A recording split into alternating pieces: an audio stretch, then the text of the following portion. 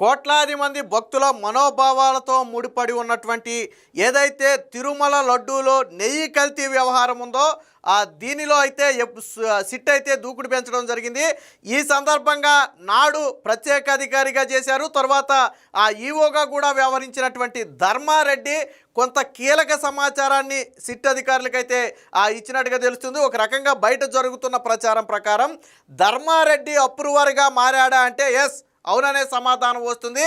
నాడు జరిగినటువంటి ఏదైతే ఘటనలు మొత్తం ఉన్నాయో అందులో తన పాత్ర ఎంత ఉంది, పై కమిటీ బోర్డు మెంబర్ల పాత్ర ఎంత ఉంది, చైర్మన్ పాత్ర ఎంత ఉంది అనేది ధర్మారెడ్డి అయితే సిట్ అధికారులతో వెల్లడించినట్టుగా తెలుస్తుంది. దాదాపుగా 2 రోజుల పాటు 15-16 గంటలకు పైగా సిట్ అధికారులు అయితే ధర్మారెడ్డిని విచారించడం జరిగింది. కొన్నిటికి మౌనమే సమాధానమైనప్పటికీ కూడా అంతిమంగా ధర్మారెడ్డి చెప్పిన మాట ఏంటంటే, హైకమాండ్ నిర్ణయం ప్రకారమే మేము నడుచుకున్నాం. టీటీడీ లడ్డు నేతికి సంబంధించి కల్తీ జరుగుతుందని తెలిసి కూడా మీరు ఎందుకు దాన్ని అనుమతించారు, టెండర్లలో ఎలా పాల్గొనించారు, ఎందుకు టెస్టులు చేయలేదు అనే అంశాలకు సంబంధించి నాకేమీ సంబంధం లేదు, హైకమాండ్ తీసుకున్న నిర్ణయం ప్రకారమే నేను నడుచుకున్నానని చెప్పి ధర్మారెడ్డి చెప్పినట్టుగా తెలుస్తుంది. హైకమాండ్ ఎవరు అన్న ప్రశ్నకు మాత్రం ధర్మారెడ్డి సమాధానం చెప్పలేదు. అక్కడ హైకమాండ్ అంటే టీటీడీ బోర్డు మెంబర్లా, లేకపోతే చైర్మన్, లేకపోతే సీఎం, ఎవరి పాత్ర ఉంది ఇందులో? ఎవరు ఇది కల్తీ అయినా పర్లేదు కొనసాగించండి, ఇది కల్తీ అయినా పర్లేదు లడ్డూల్లో వాడండి అని చెప్పింది ఎవరు?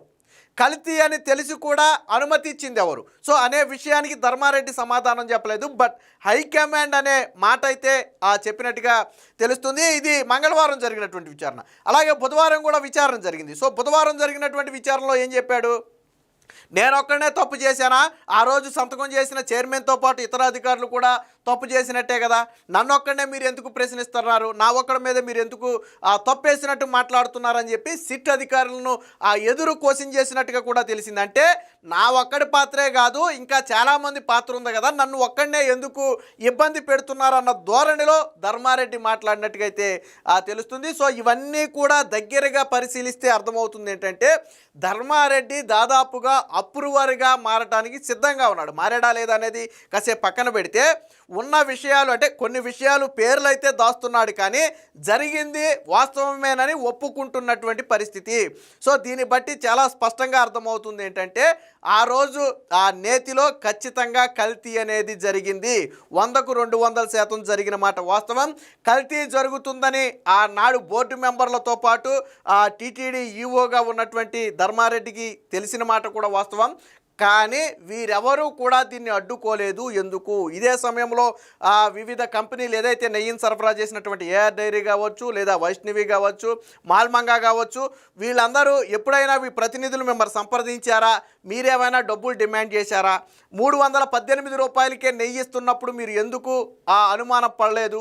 ఇలాంటి అనేక ప్రశ్నలు అయితే ధర్మారెడ్డిని అడిగారు. దీనికి సంబంధించిన వార్త కూడా వచ్చింది, ఒకసారి చూద్దాం.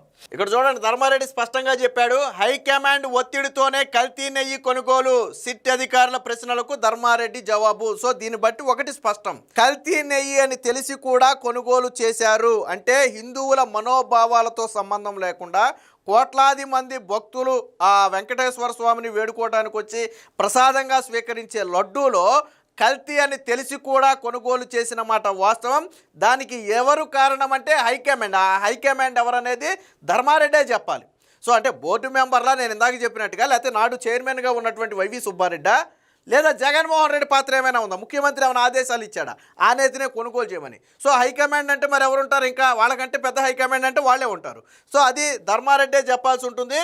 ఎవరా హైకమాండ్ అంటే మౌనమే సమాధానం. టీటీడీ మాజీ ఈఓపై సిట్ ప్రశ్నల వర్షం. సో ఇది మంగళవారం నాడు 8 గంటల పాటు విచారించిన అధికారులు నేడు అంటే బుధవారం కూడా విచారణ అయితే కొనసాగింది. తిరుమల లడ్డూ ప్రసాదానికి కల్తీ నెయ్యి సరఫరా వ్యవహారంలో ప్రత్యేక దర్యాప్తు బృందం సిట్ దూకుడు పెంచింది. వైకాపా హయాంలో టీటీడీ ఈఓగా పనిచేసినటువంటి ఏవి ధర్మారెడ్డిని మంగళవారం విచారించింది. ఉదయం 10 నుంచి రాత్రి 7:15 వరకు కూడా మధ్యలో ఒక లంచ్కి 1 అవర్ బ్రేక్ ఇచ్చి విచారించారు. దీంట్లో డిఐజీ మురళీ రంభా అయితే పాల్గొన్నారు. అధికారులందరూ పాల్గొన్నారు. కొన్నిటికి ధర్మారెడ్డి ముక్తసరిగా సమాధానాలు ఇవ్వగా మరికొన్నింటికి మౌనం వహించాడు. బుధవారం కూడా ఆ విచారణ అయితే కొనసాగుతుంది. ఇప్పటికే కల్తీ నెయ్యి కేసులో అరెస్ట్ అయ్యి విడుదలైనటువంటి బోలే బాబా, ఓరోగానిక్ డైరీ డైరెక్టర్లు అయినటువంటి పొమిల్ జైను, విపిన్ జైను, సో వీళ్ళను కూడా సిట్ అధికారులు ప్రశ్నించి క్రాస్ చేశారన్నమాట. అంటే ఇక్కడ ధర్మారెడ్డిని అడిగినటువంటి ప్రశ్నలే అక్కడ వాళ్ళను కూడా అడిగి కొన్ని డేటా అయితే క్యాలిక్యులేట్ చేసుకునే ప్రయత్నం చేశారు.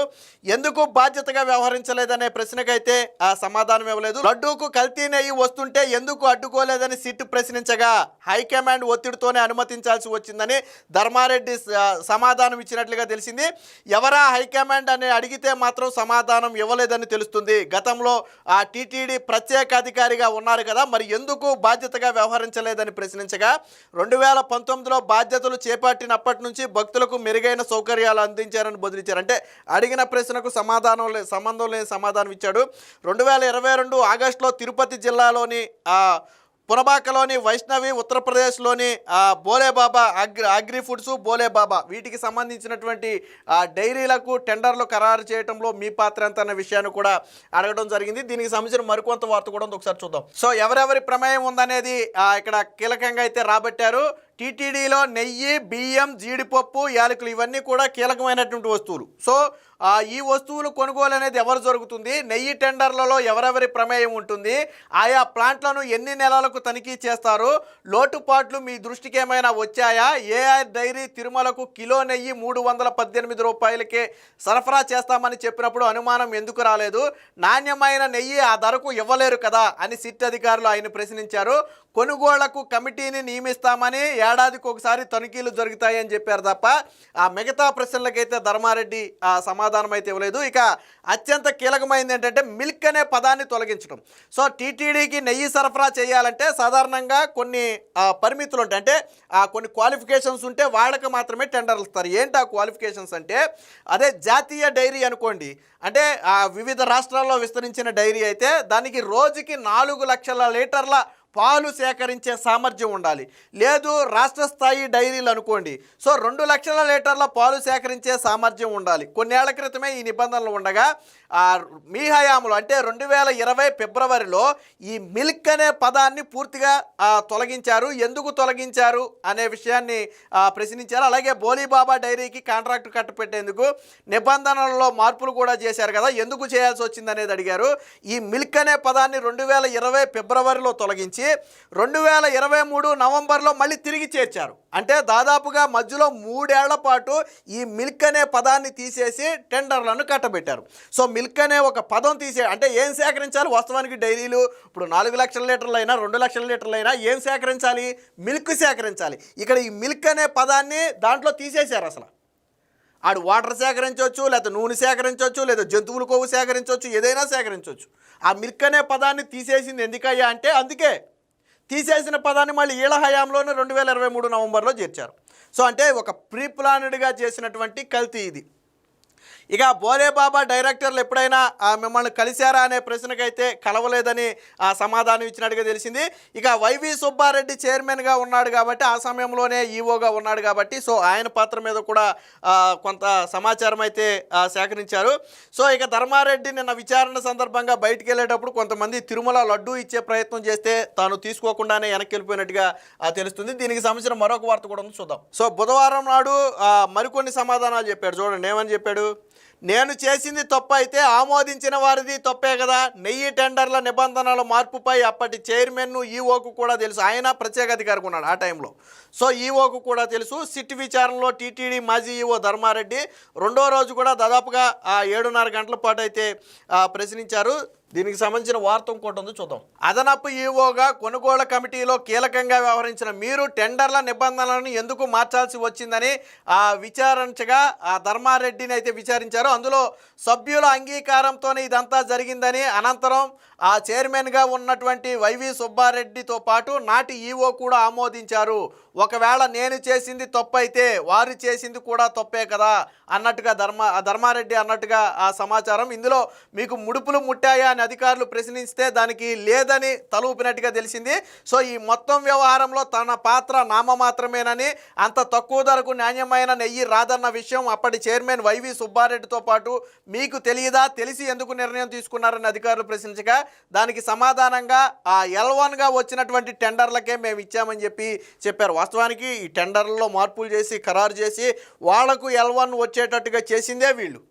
సో అంటే ఈయన ఏమంటాడంటే నాది తప్పు అంటున్నారు కదా, నేను సంతకం పెట్టాను కాబట్టి నాది తప్పు అంటున్నారు కదా, మరి ఫైనల్గా చైర్మన్ కూడా సంతకం పెట్టాడు కదా, ఆయనది తప్పు కదా, ఆయనది కూడా తప్పే, ఆయన కూడా ఉన్నాడు కదా, ఆయన కూడా విచారిస్తున్నారు కదా. సో అంటే సుబ్బారెడ్డి చెప్పేది ఏంటంటే నెయ్యి కల్తీ జరిగిన మాట వాస్తవం, ఆ కల్తీ నెయ్యే వస్తుందని తెలిసిన మాట కూడా వాస్తవం, తనతో పాటు తన పై అధికారులకు తెలిసన్న మాట కూడా వాస్తవం. ఇవన్నీ తెలిసే కల్తీ నెయ్యిని కొనుగోలు చేశారు. దీంతో ఇప్పటి వరకు వైసీపీ చేసిన ప్రచారానికి అడ్డుకట్టబడింది. ఏంటది?